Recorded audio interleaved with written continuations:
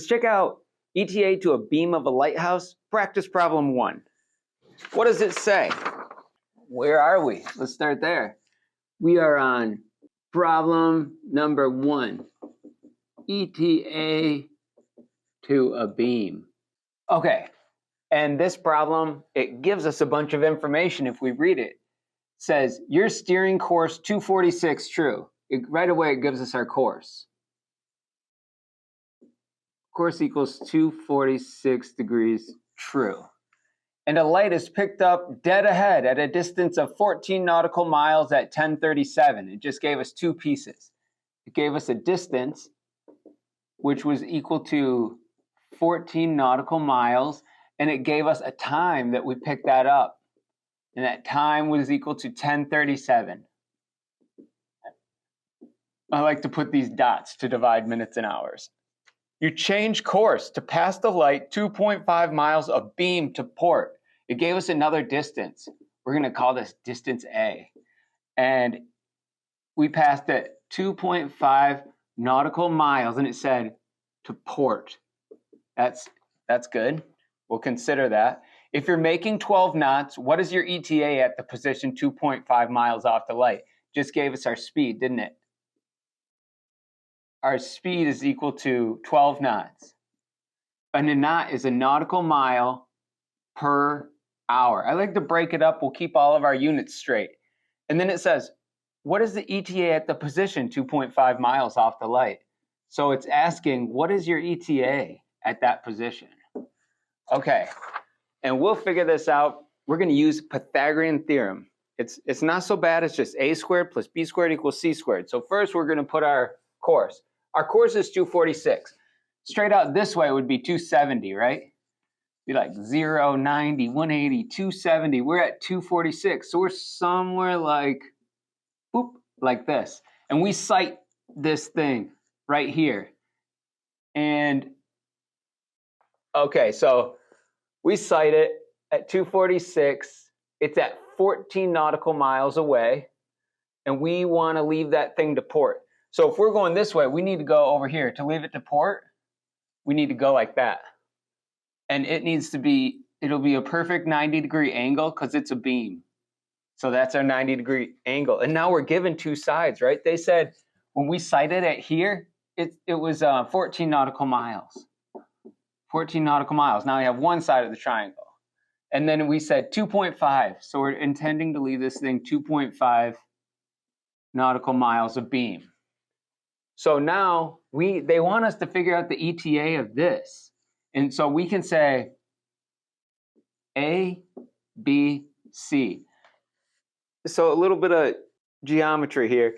This is the hypotenuse, and it's across from this 90-degree angle every time, and we're always going to let it be C. And so A, we'll just give the short side A, the side we're trying to figure out B, and the hypotenuse, which they always give us, we'll keep that as C, so that our formula just stays the same all the time. So then we put it in this formula. It says A squared plus B squared equals C squared. Don't be intimidated by this. It's just numbers on your calculator. It's fine. And so in order to find, we want to find B, right? So we're going to take A, we'll subtract it from this side and put it over here. So we'll say B squared equals C squared minus A squared. Okay, now we can put numbers in. This is the fun part. So C, what was C? It's 14, and it's squared. 14 squared minus what's A? 2.5. 2.5 squared. This squared just means you times it by itself. So 14 times 14 is the same as saying 14 squared. So what is 14 times 14? Let's punch that into our calculator. So turn this on. This is a TI 30X2S, right? These are really common. It's a good calculator to use. So we just say 14, and then there's a little X with the 2. 14 squared equals 196. So 14 squared equals 196. What's 2.5 squared? Clear that out. 2.5 squared equals 6.25. 6.25. And so 196 minus 6.25, clear that out, and say 196 minus 6.25 equals 189.75. Say 189.75. So b squared equals 189.75. We need to get this squared gone, so it's just b. So we take the square root of both sides, and this 2 and that square root cancel out, and we're left with b equals the square root of 189.75. We're almost there. What does that equal? So we go in our calculator, and we say, so you go second, and then there's a little square root button, square root 189.75 equals 13.77. We get 13.77 nautical miles. So now we have B. We have 13.77. So now we can find that ETA they're asking for, because we can do a D street, right? This is standard. Distance, speed, time. Distance is equal to 13.77 nautical miles. 0.77 nautical miles. Speed was given 12 nautical miles per hour. 12 nautical miles per hour. So how long did it take us? You've probably seen this little D street thing, right? D over ST. So that means time is equal to distance over speed. Distance over speed, which equal distance is 13.77 nautical miles over 12 nautical miles per hour. The nautical miles cancel out, we'll be left with hours. What does that equal? 13.77 divided by 12. Okay, I can actually just go, if you want to use this answer, you can go second answer divided by, so that ANS equals 13.77 divided by 12 equals 1.15.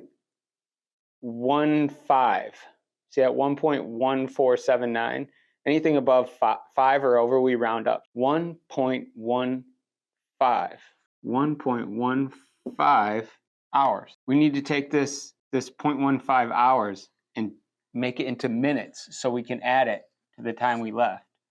So we're talking 0.15 hours times 60 minutes per 1 hour equals, what does that equal? 0.15 times 60 equals 9 minutes. 9 minutes, right? So we have this 1 hour right here and 9 minutes.